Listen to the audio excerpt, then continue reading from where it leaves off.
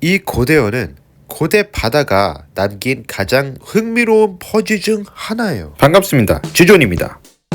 상어 전시 콘텐츠에 나오는 첫 상어는 이름부터 생김새까지 상상을 초월하는 헬리코프리온. 수억 년 전 지구의 바다를 지배했던 고대 물고기입니다.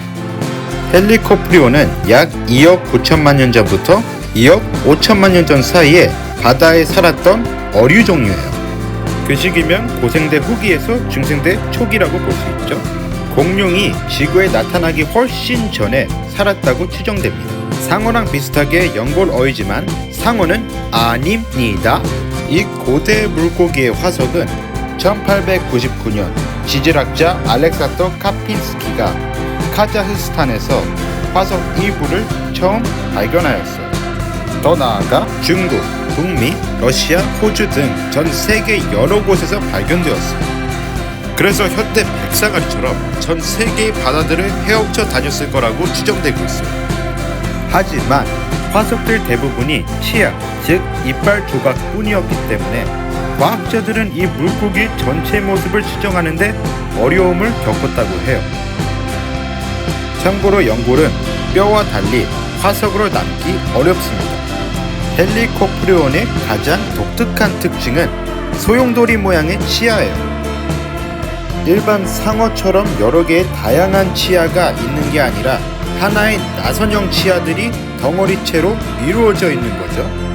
턱은 새로운 이빨이 입 뒤쪽에서 계속 만들어지면서 앞으로 밀려 나선처럼 감기는 식의 구조예요.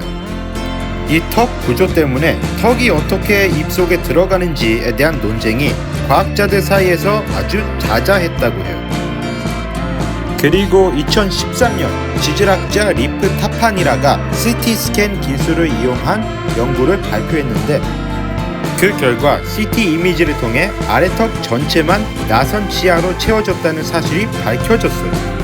그럼 입 구조가 명확히 밝혀졌다면 입은 어떤 기능을 갖고 있었을까요? 2015년 리프 타파니라의 연구 결과에 따르면 부드러운 먹이를 먹기에 적합했어요. 하지만 굳은 껍질을 가진 먹이는 프리온의 굽은 이빨 때문에 턱 사이로 미끄러질 가능성이 높았어요. 즉, 치아는 단순한 톱 역할을 할 뿐 아니라 먹이를 앞뒤로 이동시킬 수 있는 기능이 있을 수도 있다는 제기를 했어요. 다시 말해서 치아 전체는 위치에 따라서 서로 다른 역할을 기능적으로 소화할 수 있다는 가능성을 제기한 것이죠. 리프 타파니라 연구진은 나선형 치아 앞부분을 먹이를 잡아당기고 고정하는 데 쓰이고 중간 치아는 먹이를 찌르고 절단하는 역할, 뒤쪽 치아는 입안 깊숙이 먹이를 집어넣었다는 역할을 했다고 해석하고 있어요. 그렇다고 보건 과정이 완전히 끝난 건 아니에요. CT 스캔으로 치아랑 입 구조에 대한 인사이트는 밝혔으나 몸 전체의 골격은 여전히 남아있지 않아요. 상어 중에 가장 컸었던 메갈로돈도 마찬가지로 몸 골격은 화석 흔적 없이 치아만 화석으로 발견되었어요. 그리고 앞서 말씀드렸듯이 프리온은 상어가 아니라고 했잖아요. 헬리코프리온은 유지니오돈티다목이라는 멸종 연고로에 속해요. 이들도 프리온이랑 마찬가지로 입안에 나선형식의 이빨 구조를 갖고 있었대요. 현존하는 동물 중 똑같은 연고로의 은상어랑 가장 가까운 친척 관계였다고 해요. 연골어류는 크게 두 갈래로 분류할 수 있어요. 완두아강이랑 판세아강이 있어요. 이 둘 중에 헬리코프리온은 완두아강에 속하지만 상어는 판세아강에 속하는 거죠.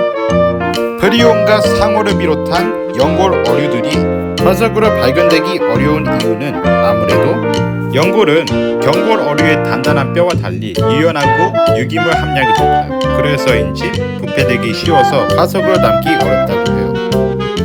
헬리코프리온은 단순히 독특한 물고기가 아니라 바다 생태계가 세월이 흐르면서 얼마나 다양하게 진화했는지 보여줍니다. 헬리코프리온의 가설적인 목 모형과 사실적인 턱 모형을 통해 여러분도 수억 년 전 바다의 진화의 비밀과 상상력을 느껴보셨길 바래요. 이 고대어는 고대 바다가 남긴 가장 흥미로운 퍼즐 중 하나예요. 헬리코프리온 편은 여기까지 하겠습니다. 다음에는 현존하는 상어들에 대해서 설명해 드리도록 하겠습니다. 그럼 안녕.